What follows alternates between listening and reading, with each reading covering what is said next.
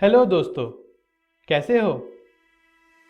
पिछली वीडियो में हमने आपकी क्लास 10th का एक चैप्टर शुरू किया था जिसका नाम है from the diary of Anne Frank, जो आपकी इंग्लिश की ही बुक फर्स्ट फ्लाइट का है। तो दोस्तों, क्या आप सभी को याद है कि हमने पिछली वीडियो में क्या पढ़ा था और क्या सीखा था?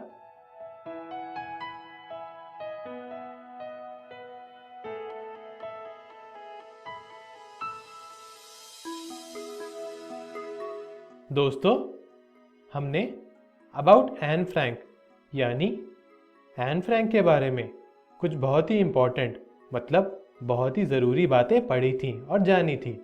जैसे कि एन फ्रैंक का पूरा नाम एनालिस मैरी फ्रैंक था।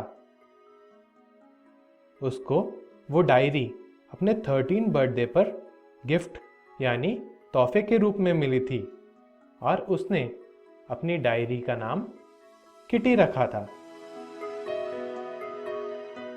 Beginning of diary entry by Anne Frank.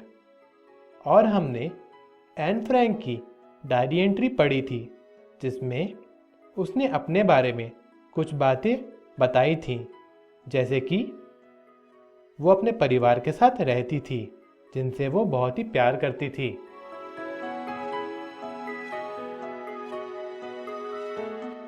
हमने और भी कई बातें जानी थी।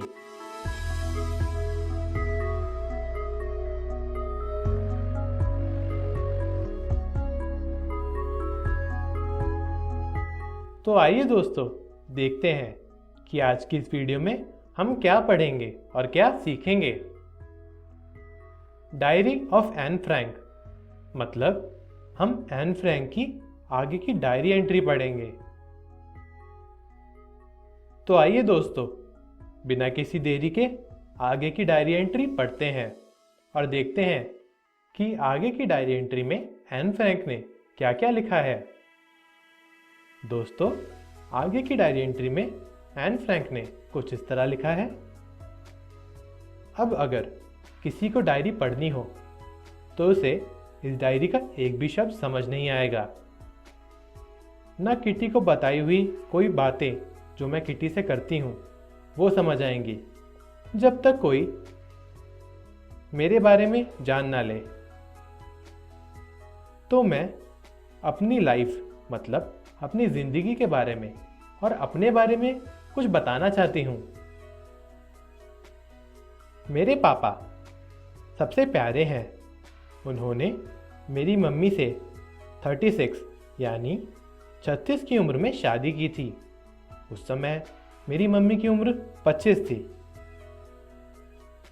फिर मेरी बड़ी बहन मार्गरेट फ्रैंक का जन्म हुआ फ्रैंकफर्ट में।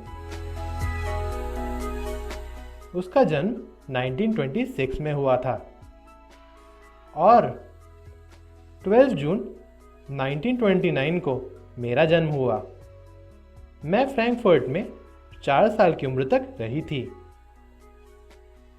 फिर मेरे पापा का ट्रांसफ़र हो गया और मम्मी पापा 1933 में हॉलैंड चले गए थे।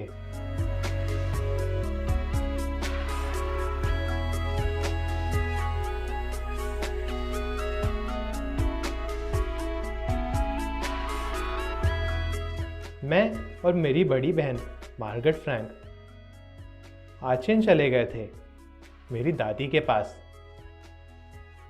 दिसंबर में मार्गरेट हॉलैंड चली गई थी और फरवरी में मैं मार्गरेट के जन्मदिन वाले दिन हॉलैंड गई थी एज अ बर्थडे प्रेजेंट उसके जन्मदिन के तोहफे के रूप में।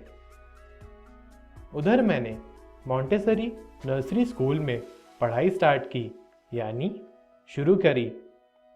उस स्कूल में मैं 6 साल की उम्र तक पढ़ी थी और मैं फर्स्ट क्लास तक पढ़ी थी। और 6th में यानी 6ठी कक्षा में मिसेस कुपरेस मेरी टीचर थी। वो हमारे स्कूल की हेड मिस्ट्रेस भी थी। जब साल खत्म हुआ यानी साल के अंत में मैं और मिसेस कुपरेस बहुत रोए थे क्योंकि वो साल मेरा स्कूल में आखिरी साल था और मैं और मिसेस कुपरेस एक दूसरे को अलविदा कह रहे थे। हमने एक दूसरे को हार्ट ब्रेकिंग फेयरवेल दिया क्योंकि हम दोनों बहुत ही दुखी थे। हम दोनों एक दूसरे को अलविदा कह रहे थे। 1941 की गर्मियों में मेरी ग्रैंड मदर यानी मेरी दादी बहुत बीमार हो गई थी। उनका ऑपरेशन भी हुआ था, इसलिए मेरा बर्थडे यानी मेरा जन्मदिन कुछ बहुत ही धूमधाम से नहीं मनाया गया था। 1942 की जनवरी में दादी की डेथ हो गई थी। उस साल मेरा बर्थडे दादी को श्रद्धांजलि देने के लिए मनाया गया था। उस साल दादी के नाम की भी एक कैंडल जलाई गई थी उनकी शांति की दुआ के लिए।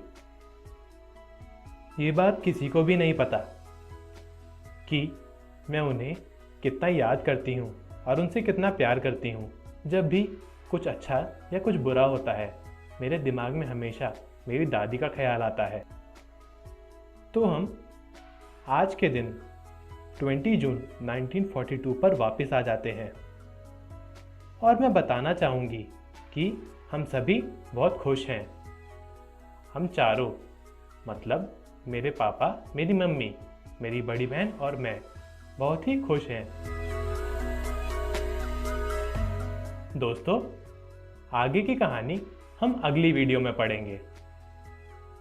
तो दोस्तों, आज की इस वीडियो में हमने क्या सीखा? Diary of Anne Frank. हमने एन फ्रैंक की डायरी में लिखी हुई कुछ बातें पढ़ी, जैसे कि हमने एन फ्रैंक के बारे में, एन फ्रैंक के परिवार के बारे में कुछ बातें जानी,